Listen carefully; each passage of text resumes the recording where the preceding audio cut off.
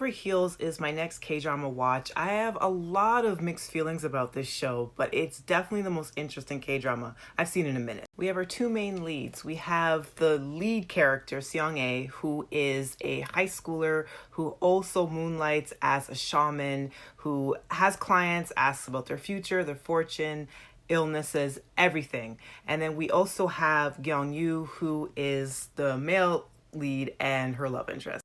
Gyeong-yu and his grandmother visits Seong-ae one night, and she basically falls in love with him, has a massive crush. But she also reads into the fact that he is destined to die. So she has made it her life mission now to do whatever it takes to change his destiny and to save him. Seong-ae, she is definitely a high schooler in every sense of the word. She has a lot of built up emotions. She's sunshine. If you love the trope of grumpy sunshine, this is this show personified. She devotes a lot to him, but the supernatural elements make the show really interesting. Tone-wise, I wasn't really into it until about episode 3. I mean, we get to see a lot of cool things. We got to see a lot of supernatural forces. We get to see demons. We get to see a lot of ghosts and how she deals with ghosts. One thing that's going into spoilers, which really captured me in episode 6. Going into spoilers, Gyeong-hae ends up getting possessed by a demon, and it basically flips his entire character arc. He's been very mopey because his entire life has been built on misfortune and his family has been horrific to him.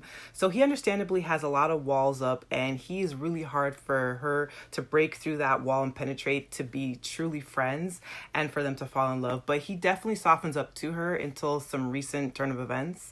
But he gets possessed by a demon in episode 6, and it flips the script and he becomes so menacing. Let me say, Choo Young-woo, you can't buy him as a teenager, but he has an incredible screen presence. He's very charismatic.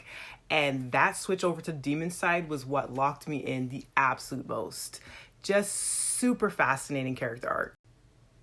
It has a lot going for it. I think the show, tone-wise, is kind of up and down. There's some plot holes here and there.